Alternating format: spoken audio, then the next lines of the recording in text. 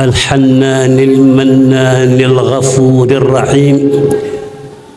من الشيطان الضليل الغبي الشقي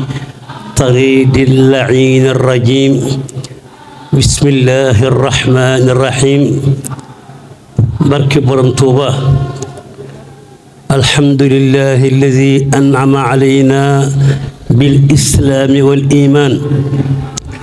رب العالمين ربنا بنعمته ألوان الرحمن الرحيم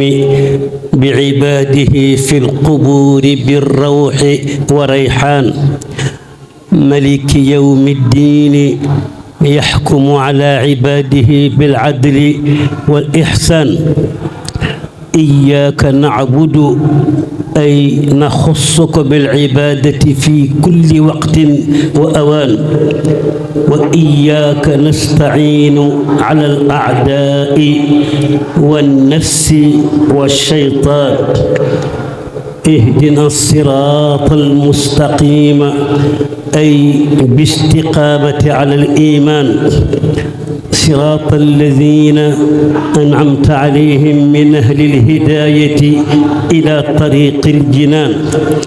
غير المغضوب عليهم ولا الضالين أهل الكفر والطغيان آمين إجابة للدعاء وشكرا للملك الديان سرين خادم فال وكافة أعضاء دائرة مجمع النورين وكافة إخوان المريدين والمريدات الذين حضروا في هذه الجلسة السعيدة أوجه إليكم تحية خالصة طيبة مباركة وأرحب بكم ترحيبا أخوية إسلامية حارة وأقول لكم مرحبا وأهلا وسهلا بكم والسلام عليكم ورحمة الله وبركاته. لا أستطيع أن أعبر لكم ما أكنه ضميري من الفرح والسرور لحضوري معكم ولمشاركتي معكم في هذا اليوم الأغر المبارك طالبا من الله العلي القدير أن يطول عمركم وأن يصحح جسمكم وأن يزيد بركتكم بجاه الخديم وعزة مخدومه صلى الله عليه وسلم. كل حين أقول إن الحقيقة واضحة ولكن بعض الناس لا يدركونها لعلة في عقولهم والشمس واضحة ولكن الخلافش لا تدركها لعلة في عيونها إنما يتهم هنا في هذه القرية الكريمة قرية ندر في هذه البقعة الطاهرة كسرين توبا حقيقة وهذه الحقيقة لا غرابة فيها لأن الذي غرسها هو خادم الرسول الذي كان لله وكان الله له وقضى خادم الرسول حياته كلها في بوتقة رسول الله صلى الله عليه وسلم حتى سمى نفسه خادم الرسول ومن هنا جعله الله سبحانه وتعالى إنسانا ربانيا يقول لشيء كن فيكون. شيخ الخديم رفع شعلة الإسلام عالية خفاقة وتحمل في سبيل النداء إلى الإسلام كل شيء. وعندما واجهه النصارى بكيدهم وعداوتهم وقوتهم ومكرهم ومؤامراتهم قال لهم كفوا جاء الحق وأنا الحق جاء الحق وزهق الباطل إن الباطل كان زهوقا. رأينا المدير اليوم التسري وتنتشر في أوروبا وجناباتها كما نرى قصائد خادم الرسول تدوي في عرصات نيويورك وفي عروقة واشنطن. هؤلاء لو رأوا ما رأوا خادم الرسول حكمهم عليه. قال الشاعر نكو بغون شيخال نالين نكو بانيون suuxal na leen ne xaddi woon neexal na leen bañ la saan da xarnu bi dekkal nga julli yi juróom ba codd yaa ngi jàppi woom te fas ba naan bi goon bi sàngoo mi xarnu bi ala wu Cheikhul Xadim. أعوذ بالله من الشيطان الرجيم وإني أعيذها بك وذريتها من الشيطان الرجيم ربي أعوذ بك من همزات الشياطين وأعوذ بك الرب أن يحضرون. بسم الله الرحمن الرحيم وصلى الله على سيدنا محمد وعلى آله وصحبه وسلم تسليما. لقد ما فاق به جيلاني عليه رضوان الذي أعلاني إلي قدت ما به أبو الحسن فاق بخدمة النبي جد الحسن تممت لي بما به التيجاني فاق وكنت لي بالمرجان لي قدت ما زح عني الدنس صرت خديم المصطفى مثل أنس بر عن القدوس من كل دنس وعند خير الخلق جاوزت أنس نفعتني وقلت لي إحسانا ورثت في مدح النبي حسانا لحاس عبد الله خادم الرسول دنيا وأخرى عصمة وخير رسول سبقت غيري إلى الجنان مع النبي القرش العدنان يجدني عند مليك مقتدر كل ولي للجنان يبتدر أجابني الرحمن قبل الخلق 70,000 سنة بالحق يقول لي كن فيكون ما أريد وليس ينحوني شيطان مريد درجتي عند الإله ترتفع وإنني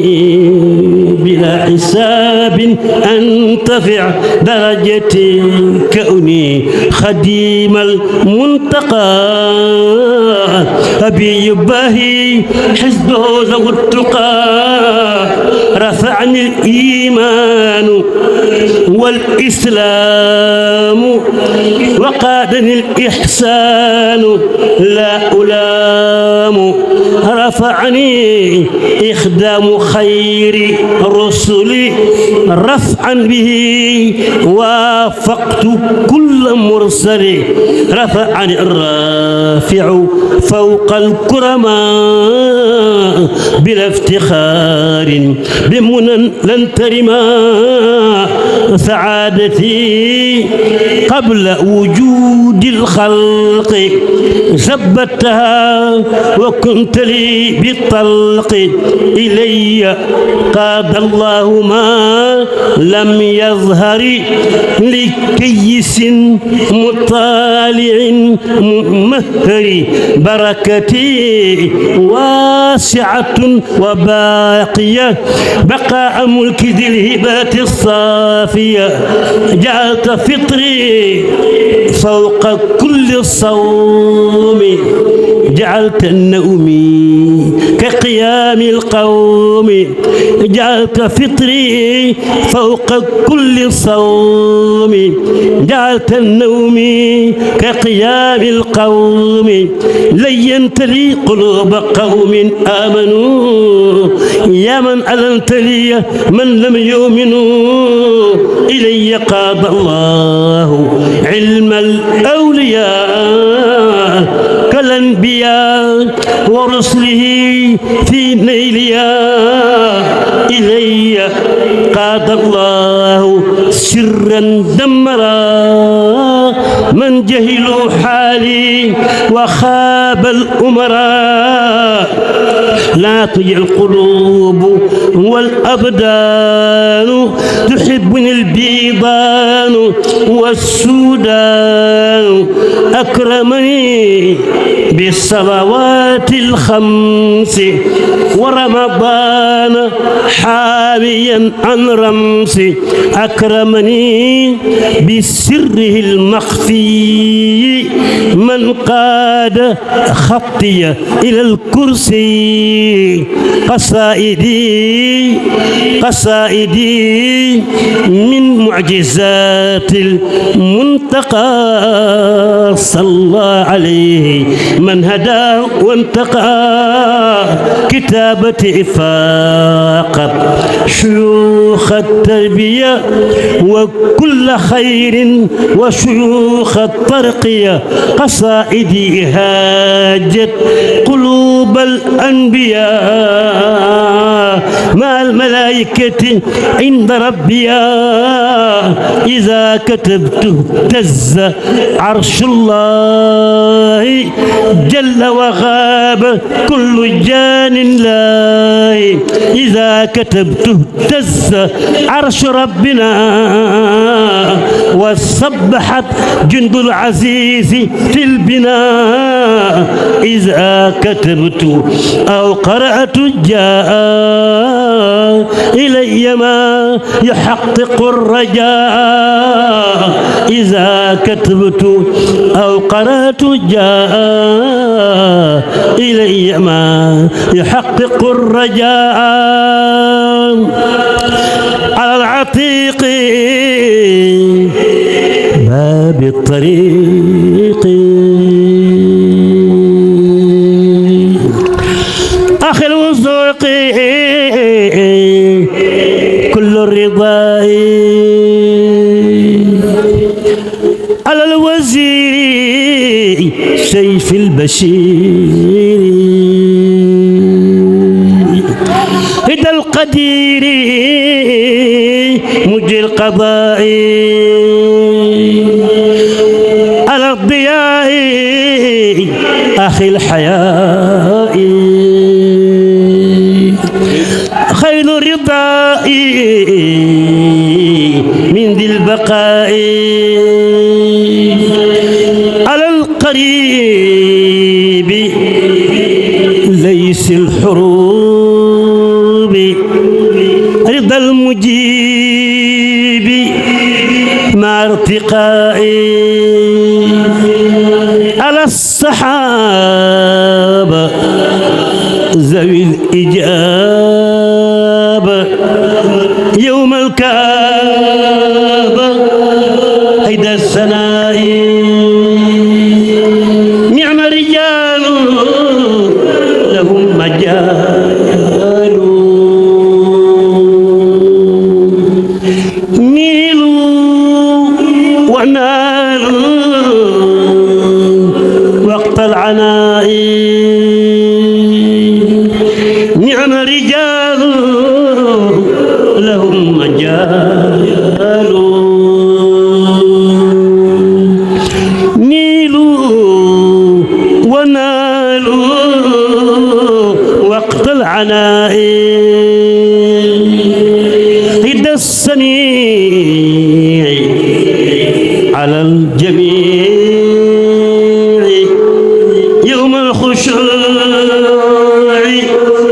يوم النداء kon maa ngi yam foofu ndax xat-xat ji ak tubaarkàlla waaye sant yàlla bu baax nag ndax moom bu ñu agsee rek wax naa ko sëñ Xaadim moom ndax ñëw gi mënta ñàkk moo tax waaye guddi naa jóge Tuuba lool te it xam naa ni bu fekkee topp naa ndigal sëriñ bi neuf heures war ma fekkaat Tuuba suba loolu moo indi xat-xat yi tubaarkàlla waaye nag ñëw nañ rek ànd koog yéen lanwaar yi ci xasaayid yi ak asraar yi ak karaamaat yi ak manaafi yi ak fadaa'il yëpp yàlla na ko jërëjëf waaw góor waaw kay amatul waaw kay foofu yàlla na ko sëñ Tuubaa boole